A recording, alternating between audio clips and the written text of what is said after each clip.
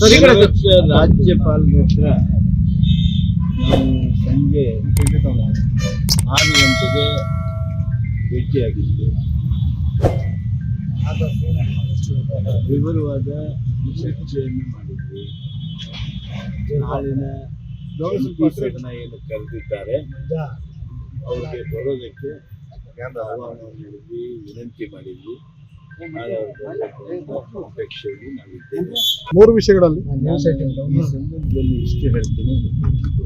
176(1) ಪ್ರಕಾರ, ಸಂವಿಧಾನದ ಇನ್ನಿತರ ಅನುಚ್ಛೇದಗಳ ಪ್ರಕಾರ ರಾಜ್ಯಪಾಲರೇ ಈ ಅಧಿವೇಶನವನ್ನು, ಜಂಟಿ ಅಧಿವೇಶನವನ್ನು ಕರೆದಿರುವ ಹಿನ್ನೆಲೆ ಒಳಗೆ ಅವರು ಇದರಿಂದ ಅಬ್ಸ್ಟೇನ್ ಆಗ್ತಕ್ಕಂಥದ್ದು, ಹೊರಗುಳಿತಕ್ಕಂಥದ್ದು, ಅದು ಸಂವಿಧಾನಕ್ಕೆ ಸರಿಯಾದ ಹೆಜ್ಜೆ ಆಗೋದಿಲ್ಲ, ಸಂವಿಧಾನ ದ್ರೋಹದ ಹೆಜ್ಜೆ ಆಗ್ತದೆ. 1-2 ಅಂಶಗಳಲ್ಲಿ ಶಬ್ದಗಳ ಬಳಕೆ ಬಗ್ಗೆ ಅವ್ರದ್ದು ತಕರಾರುಗಳಿದ್ದು, ಕೆಲವುಗಳನ್ನು ಅದೇನು ನಾವು ಸೂಕ್ತವಾಗಿ ಮಾಡಿಫೈ ಮಾಡಬೇಕು ಅಂತ ಅವರು ಅಪೇಕ್ಷೆ ಮಾಡಿದ್ರು. ಅವುಗಳನ್ನು ಮಾಡಿಫೈ ಮಾಡಿದ್ದೇವೆ. ಅವರು 11 ಪ್ಯಾರಾಗಳನ್ನು ಬಿಡಬೇಕು ಹಾಗೆ ಅಂತ ಹೇಳಿ ಅವರು ನಮಗೆ ಹೇಳ್ತಾ ಇದ್ರು. ಇದು ನಮ್ಮ ಕ್ಯಾಬಿನೆಟ್ ಸರ್ಕಾರದ ನಿರ್ಣಯದಂತೆ ಸರ್ಕಾರದ ಕಾರ್ಯಕ್ರಮಗಳ ಬಗ್ಗೆ, ನಮ್ಮ ರಾಜ್ಯಕ್ಕೆ ಆಗಿರ್ತಕ್ಕಂಥ ಅನ್ಯಾಯದ ಬಗ್ಗೆ ನಾವು ಹೇಳಬೇಕಾದದ್ದು ನಮ್ಮ ಕರ್ತವ್ಯ. ರಾಜ್ಯದ ಧ್ವನಿಯಾಗಿ ರಾಜ್ಯ ಸರ್ಕಾರ ತಯಾರು ಮಾಡಿ ಸಿದ್ಧಪಡಿಸಿರ್ತಕ್ಕಂಥ ಏನು ಭಾಷಣ ಇತ್ತು, ಆ ಭಾಷಣವನ್ನ ಸನ್ಮಾನ್ಯ ಘನವೆತ್ತ ರಾಜ್ಯಪಾಲರು ಓದಬೇಕು ಅಂತ ಹೇಳಿ ನಾವು ಬಯಸ್ತಾ ಇದ್ದೇವೆ. That is nothing but the mandate of Constitution of India. 126(1) ಅನುಚ್ಛೇದದಲ್ಲಿ 176(1) ಅನುಚ್ಛೇದ ಏನಿದೆ ಅದರಲ್ಲಿ ಸ್ಪಷ್ಟವಾಗಿದೆ, ಸರ್ಕಾರ ಈ ಒಂದು ಭಾಷಣವನ್ನು ಸಿದ್ಧಪಡಿಸ್ತದೆ, ರಾಜ್ಯಪಾಲರ ಮುಖಾಂತರ ಸಂದೇಶವನ್ನ ದೇಶಕ್ಕೆ, ರಾಜ್ಯಕ್ಕೆ, ಜನರಿಗೆ ಮುಟ್ಟಿಸುವ ಪ್ರಯತ್ನ ಮಾಡ್ತದೆ. ಇದು ಸಂವಿಧಾನ ಬದ್ಧವಾಗಿರ್ತಕ್ಕಂಥ ಹಕ್ಕು ಸರ್ಕಾರಕ್ಕೆ. ಆ ಹಕ್ಕು ಮೊಟಕುಗೊಳಿಸೋದಕ್ಕೆ ಯಾವುದೇ ಕಾರಣಕ್ಕೆ ಅವಕಾಶ ಇಲ್ಲ. ಆದ್ರಿಂದ ಅವ್ರೇನು ಕೆಲವು ರಿಸರ್ವೇಷನ್ಸ್, ಶಬ್ದ ಪಬ್ದದ ಬಗ್ಗೆ ಅವರು ನಮ್ಮ ಜೊತೆಗೆ ಚರ್ಚೆ ಮಾಡ್ತಿದ್ರು, ಅವನ್ನ ತಿದ್ದುಪಡಿ ಮಾಡ್ತಕ್ಕಂಥದ್ದನ್ನ ಮಾಡೋದಕ್ಕೆ ಒಪ್ಕೊಂಡಿದ್ದೇವೆ. ಆದರೆ ಅವ್ರು ಯಾವನ್ನ ಬಿಡಬೇಕು ಅಂತಾರೆ, ಯಾವುದು ರಾಜ್ಯದ ಹಿತ ಕಾಪಾಡೋದಕ್ಕಾಗಿ ನಾವು ಇರಬೇಕು ಅಂತೀವಿ, ಅದು ಕ್ಯಾಬಿನೆಟ್ ನಿರ್ಣಯ.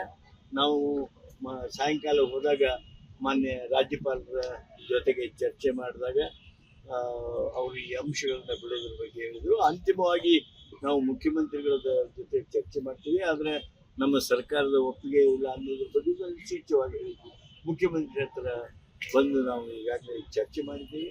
ಸನ್ಮಾನ್ಯ ಮುಖ್ಯಮಂತ್ರಿಗಳು ಏನು ಕ್ಯಾಬಿನೆಟ್ ನಿರ್ಣಯ ಇದೆ ಅದನ್ನ ರದ್ದುಪಡಿಸಿರೋದ್ರಿಂದ ಆಗಿರ್ತಕ್ಕಂಥ ದೊಡ್ಡ ಹೊಡೆತ ನಮ್ಮ ಗ್ರಾಮೀಣ ಭಾಗದ ರೈತ ಕಾರ್ಮಿಕರಿಗೆ ಆಗಿರುವಂತ ಅನ್ಯಾಯ, ಬಡವರಿಗೆ ಬಡವರ ಕೆಲಸದ ಉದ್ಯೋಗದ ಕಿತ್ತುಕೊಂಡಿರುವಂತ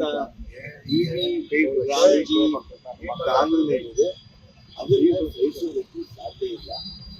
ಅದನ್ನ ರದ್ದುಪಡಿಸಬೇಕು. ಮನ್ರೇಗಾ, ಮಹಾತ್ಮ ಗಾಂಧಿ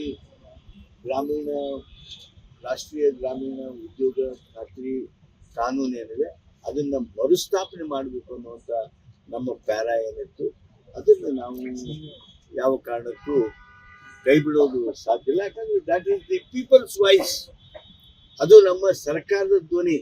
ಕೇಂದ್ರ ಸರ್ಕಾರಕ್ಕೆ ಒತ್ತಡ ಇರಬೇಕು ಅಂತ ಹೇಳಿದ್ರೆ ಇವತ್ತು ರಾಜ್ಯಪಾಲರ ಮುಖಾಂತರ ಕರ್ನಾಟಕದ ಧ್ವನಿಯನ್ನ ನಾವು ಪ್ರತಿಧ್ವನಿಸ್ತಾ ಇದ್ದೇವೆ. ನಮ್ಮ ರಾಜ್ಯಕ್ಕೆ ಡೆವಲ್ಯೂಷನ್ ಆಫ್ ಫಂಡ್ಸ್ ಸಲುವಾಗಿ ಧ್ವನಿ ಎತ್ತಬೇಕು ಅನ್ನುವಂತ ನಿರ್ಣಯ ಮಾಡಿದ್ದೇವೆ. ಆ ಭಾಷಣವನ್ನ ರಾಜ್ಯಪಾಲರು ಓದಬೇಕು ಹಾಗೆ ಅಂತ ಹೇಳಿ ನಾವು ಅವ್ರಿಗೆ ವಿನಂತಿ ಮಾಡ್ತಕ್ಕಂಥದ್ದು ಇದೆ. ಮಾನ್ಯ ಕಾನೂನು ಮಾರ್ಗದರ್ಶಕರು ಸಲಹೆಗಾರರಾದ ಪೊನ್ನಣ್ಣವರು ಏನು ಕೆಲವು ತಿದ್ದುಪಡಿ ಮಾಡಿದ್ದೇವೆ ಅದನ್ನು ರಾಜಭವನದ ಸಂಬಂಧಿತರಿಗೆ ಹಂಚಿಕೆ ಮಾಡಿಕೊಳ್ಳಲಿಕ್ಕೆ ರಾಜ್ಯಪಾಲರು ಭೇಟಿಯಾಗೋದಕ್ಕೆ ಹೋಗಿದ್ದಾರೆ. ನಾಳೆ 11 ಗಂಟೆಗೆ ಜಂಟಿ ಅಧಿವೇಶನ ಪ್ರಾರಂಭ ಆಗಿದೆ. ಸನ್ಮಾನ್ಯ ಮುಖ್ಯಮಂತ್ರಿಗಳು, ಸ್ಪೀಕರು, ಕೌನ್ಸಿಲ್ ಚೇರ್ಮನ್ರು, ಸಂಸದೀಯ ವ್ಯವಹಾರದ ಸಚಿವನಾಗಿ ನಾವೆಲ್ಲ 10:50ಕ್ಕೆ ಅವ್ರನ್ನ ಬರಮಾಡ್ಕೊಳ್ತೀವಿ.